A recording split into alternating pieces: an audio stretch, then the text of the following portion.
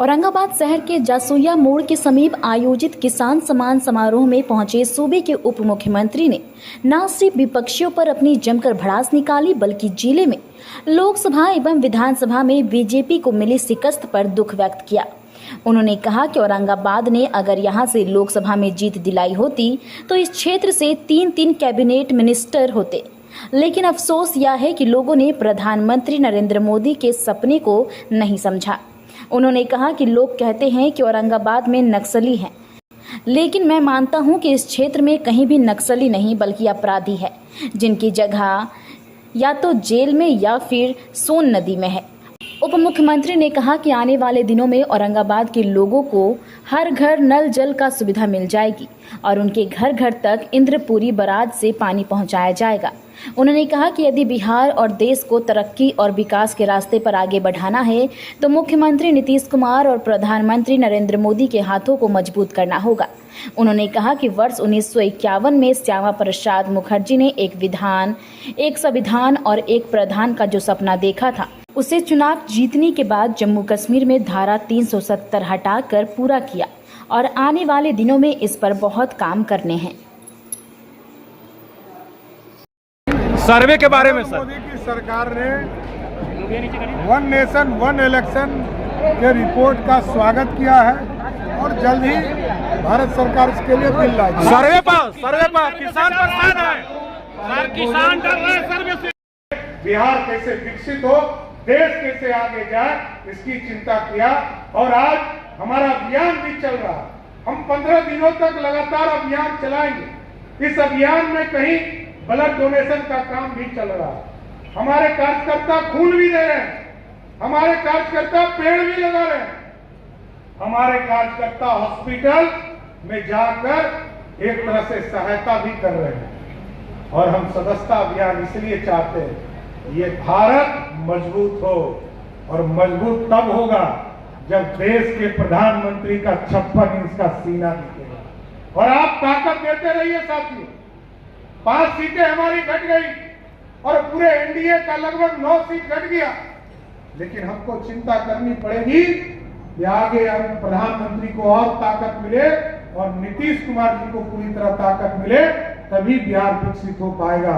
इसलिए आज गोपाल जी को मैं फिर से धन्यवाद देते हुए अपनी बातों को लोगों से इस बिहार के विकास में अपना समर्थन देते रहिए और जो समर्थन पिछले बार मिला है इसके दुगने समर्थन की जरूरत है साथियों। पिछले विधानसभा में भी हम 2015 के चुनाव में 1 सीट जीत पाए, 2020 के चुनाव में हम खाता नहीं खोल पाए, 2024 में हमारा खाता नहीं खुला। देखिए, इस इलाके के लोगों से मैं बड़ा स्पष्ट तौर पर आग्रह करना चाहता हूं, यदि मगध के लोग थोड़ा होशियारी से वोट किए होते तो 3 मंत्री इसी इलाके से होता, 3 कैबिनेट मिनिस्टर भारत सरकार। क्यों गवा रहे हैं? और यदि आप चाहते हैं कि आपके यहां विकास की किरण लगातार बढ़ते रहे और नरेंद्र मोदी जी की ताकत आप हो, नीतीश कुमार जी की ताकत आप हो, आज यदि सम्राट चौधरी यहां खड़े हैं तो उसकी भी ताकत सिर्फ आप हो। आपकी ताकत से ही बिहार आगे बढ़ेगा साहब, दूसरी कोई ताकत नहीं चाहिए। हम दूसरे को चिंते हैं, दूसरे लोग 15 साल तक बिहार में राज किए, वो पैसा भी खर्चा नहीं कर सकते हैं साथियों। और वहां एक ही परिवार, एक ही व्यक्ति राजा वहां एक ही हो सकता है, दूसरा कोई नहीं हो सकता है। यहां तो सेवक होते हैं, प्रधान सेवक दिल्ली में बैठा है और बिहार के प्रधान सेवक पटना में बैठे हैं, लेकिन वहां तो एक राजा है, एक रानी है और 2 राजकुमार और 7 राजकुमारी है साथियों।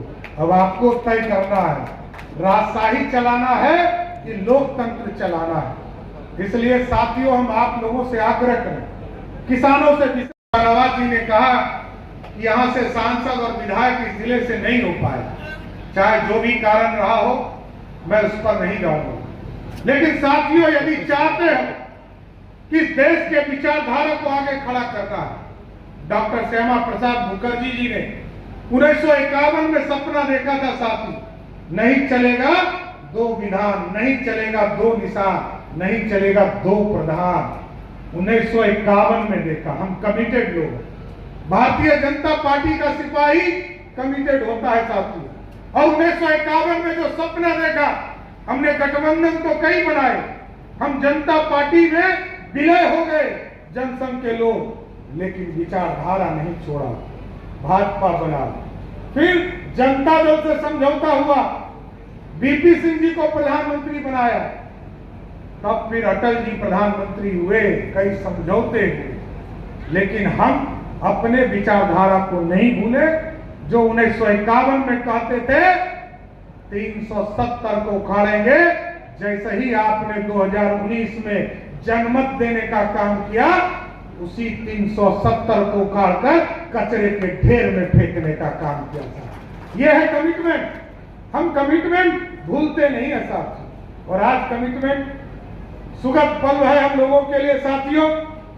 मैं तो भगवान राम का वंशज कहलाता हूं, लव कुश समाज उसी वंश से आता है। और साथियों आप सोचिए, 400 वर्षों से सनातन के लोग लड़ रहे थे कि हमारे पूर्वजों को स्थापित करने का काम करो, लेकिन नहीं हो पा रहा था। लोअर कोर्ट गए, हाई कोर्ट गए, सुप्रीम कोर्ट गए, लड़े, सब जगह जीते, और जैसे ही आपका आशीर्वाद मिला, वैसे ही 2020 में एक भव्य राम मंदिर की शुरुआत हुई, जो 2024 में पूरा करने का काम किया।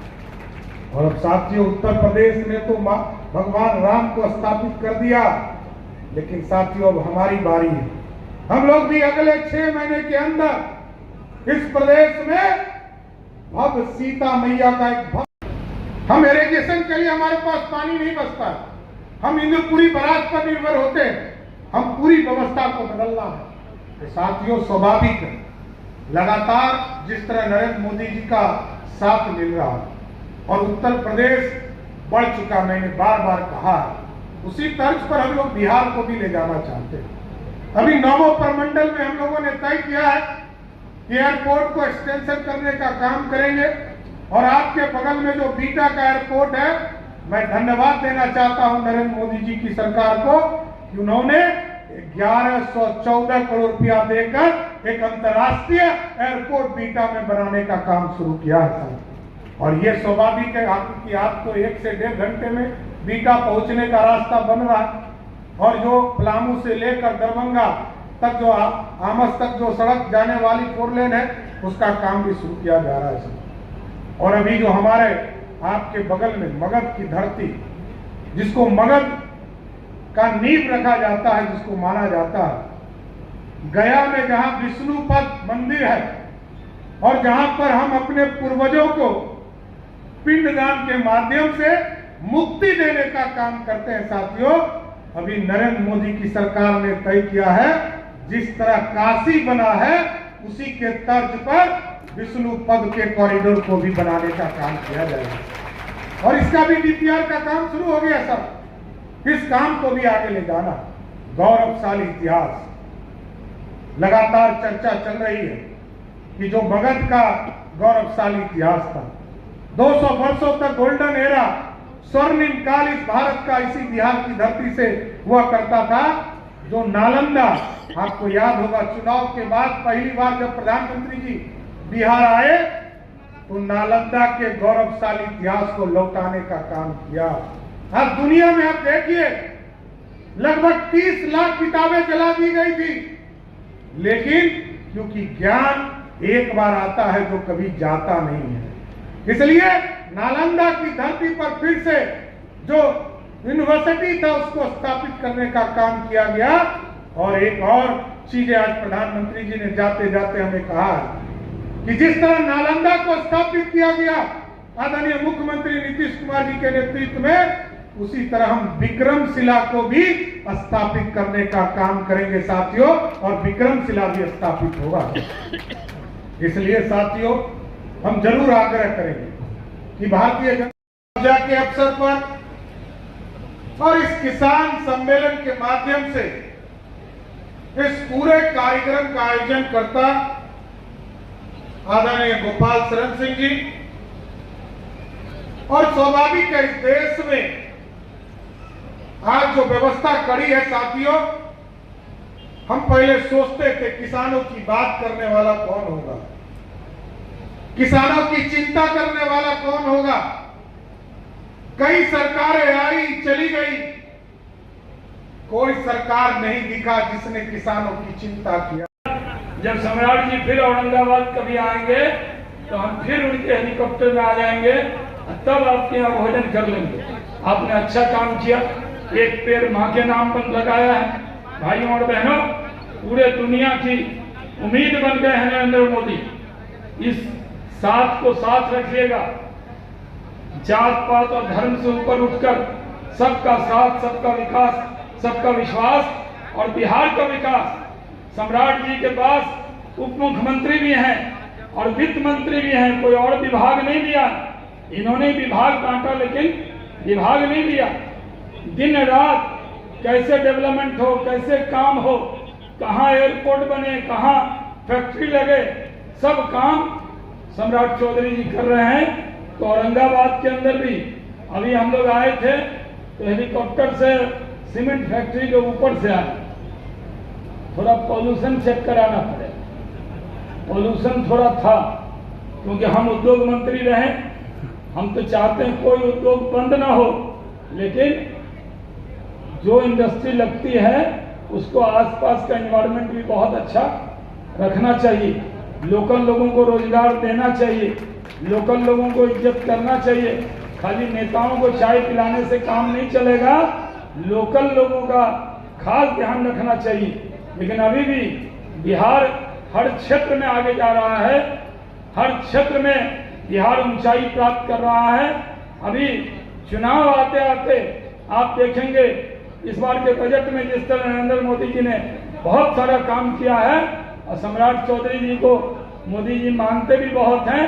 हर काम सम्राट चौधरी जी उनके कलम से करवा लेंगे, ऐसा विश्वास है। और फिर से गोपाल शरण जी को बहुत बधाई देते हुए कि आपने बहुत अच्छा कार्यक्रम किया। 11 बजे से लोग आए हुए हैं। भोजन हो गया कि नहीं गोपाल? भोजन हो गया? अच्छा, भोजन भी हो गया होगा, न भी हुआ हो, लेकिन आयोजक कई बार भोजन कार्यक्रम के बाद ही रखते हैं। तो आप लोग बहुत देर से आए, हमें अपना बहुमूल्य आशीर्वाद देने के लिए पधारे हमारे सभा में सम्मानित अभिभावक हम। मुझे बताते हुए हर्ष हो रहा है कि हमारे बीच में आज जो ऐसे नेता उपस्थित हैं जिन्होंने बिहार की राजनीति में अपना अमिट छाप छोड़े हैं। बिहार में कुशवाहा समाज से पहली बार उप मुख्यमंत्री बनने वाले आदरणीय सम्राट चौधरी जी, और इन्होंने बिहार में नहीं बल्कि देश की राजनीति में कहूँगा कि सबसे कम उम्र में राजनीति में, सदन में, सरकार में स्थान बनाए।